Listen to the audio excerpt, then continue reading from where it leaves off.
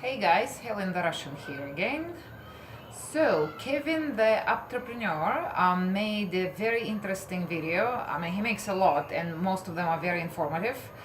But this one was quite a serious topic and it talked about harassment of female rideshare drivers. And what brought it on is, of course, the whole Weinstein story and to a point Kevin Spacey and whatnot. I mean, we all know sexual harassment against women and men, or oftentimes against young men, went on forever and ever, and up until quite recently it was the thing to do. You know, everybody knew it was going on, but no one said anything because it was kind of almost a norm, really. So, speaking of rideshare driving as a woman, yes, we definitely get sexually harassed in one way or another. In my case, mild verbal form. No one laid their hands on me. I won't say all the time, but regularly, pretty regularly. I already told in one of my previous videos, I told about the guy that I picked up at the Spearmint Rhino. That was quite forward. But just recently, recent example, this Sunday past, I pick up this guy from an apartment complex, and before he even got in the car, I could see he's got two beer bottles, but they appeared to be sealed. So before he could even get in, I asked, "Hey, are those sealed?" And he said, "Yeah, they are, but can I open one?" I said, "No, absolutely not. There is an open container law." And he just looks at me kind of bewildered. And the reason I started that conversation before he even got in the car, I was going to cancel the ride if he insisted on opening it, obviously.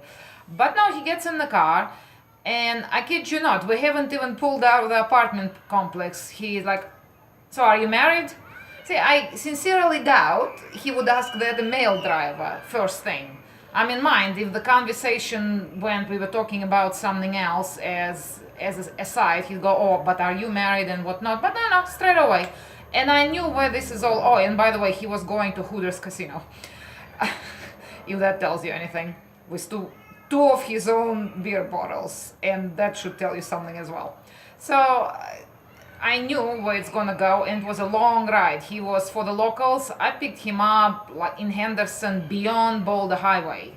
So it was gonna be a long ride. So I knew I best say yeah. I go, yeah, I'm married. Straight away he goes, "So how many kids have you got?" Well, that really started to annoy me more than just a little. First of all, he's been presumptuous. I don't have any kids. And I don't know why he would assume I did. And this is exactly what I told him. I said, "Well, you're making a big leaping assumptions, aren't you? I don't have any." He goes, "Oh, you don't?" But then he got a bit quiet, and I realized that's, I think, when it clicked on that the dash cam that I have is actually recording inside the car as well as the outside. That was an interesting thing because he just got really, really quiet, and he just sat in there quietly with his two beers, not opening them. So we getting closer to Hooters. I'm driving on Tropicana now. I already exited the freeway. And the app is strange. It was an Uber app, and for some reason it always tells you to turn into that MGM roundabout, which I never do, but it always does. And so I'm ignoring it, but there is a voice. It says, "Turn right on MGM Drive." And he goes, "We're going to the Hooters, right?" I said, "Don't worry, mate. I know where we're going. Yeah, we're going to the Hooters. Just, don't pay attention." And that's when he brought the camera up. He goes, "Is that a camera?" I go, "Yes, it's a camera, it's recording." But I knew he noticed it earlier, so he just kind of wanted to confirm. So dropped him off without any further incident. But that's just one example. I gotta tell you, things might have gotten quite differently had didn't have a camera, or if I was younger, or if I'm not really sure if it projects in the videos, but in real life I have quite strong personality, and it comes across straight away without me trying. I never tried to do this. In fact, in my mind, I'm being pretty meek and mild, people tell me that I come across pretty strong. So apparently, and I don't regret it at all. I'm quite happy. It is something that I gained throughout my life. I wasn't quite like that when I was very young, obviously. But I have to say, I've been pretty assertive all my life. I've been assertive since a fairly young age. But having said that, so camera is a good thing to have. I bought mine on eBay. It was $43 with free shipping. Honestly, and plus you have to buy $20 memory card so it works and records. Honestly, small investment for your peace of mind. I told in another video that I got burglarized out of my car. Well, the car was in my garage. Someone went in and took my prescription glasses and my camera, and I replaced it immediately, and I was very happy to have it. I felt kind of naked driving without it, to be honest. But another thing that I do have, I do have a quite mean stun gun. In fact, I'll do a video. I upgraded it fairly recently. I always had a stun gun, but now that I'm driving for rideshare, I wanted to get the one with nice big prongs that penetrate the clothes.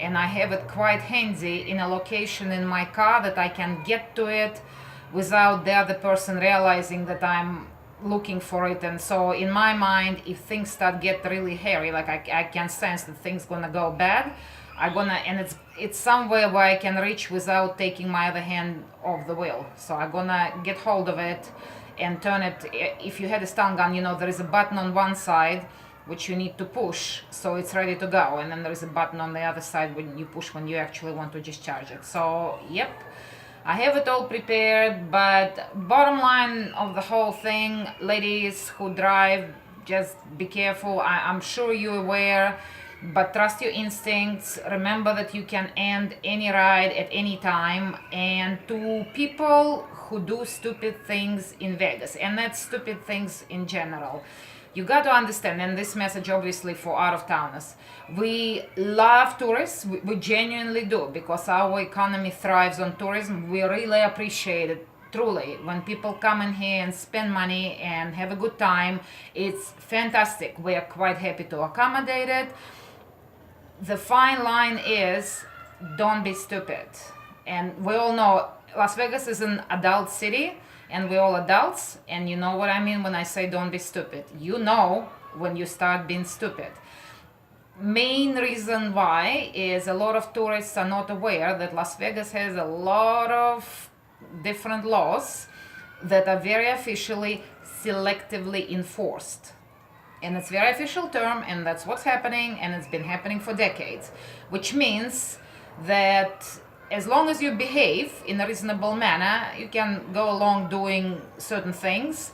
The minute you start being stupid, yeah, they're gonna nail you and they're gonna throw a book at you. One of the, good example of one of those laws would be, we actually have a brown bag law in Las Vegas, and that includes Las Vegas Strip, meaning you cannot drink your alcohol while you're walking down the street. Yeah, I know, everybody does it, and it's all good, and you can do it too.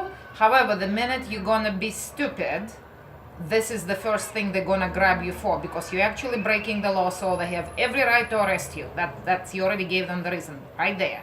And that's just one example. There are quite a few others that people who worked in hospitality and had a TAM card know exactly what I'm talking about.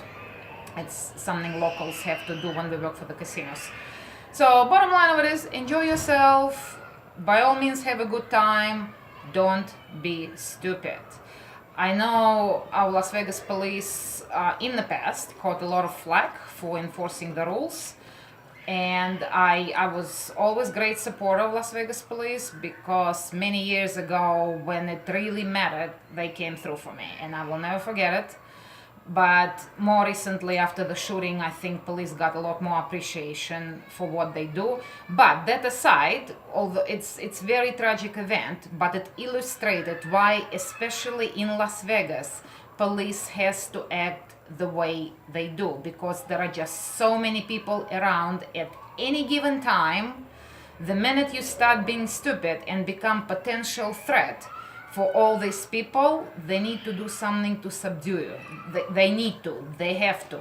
They need to make sure they have you under control. And if they can't get you under control with step 1 or step 2, yes, they're gonna go to step 3, step 4, and whatever steps they need to take to make sure you're under control. So please keep this in mind, and do come and visit us as many times as you wish, and have a fantastic time in fabulous Las Vegas.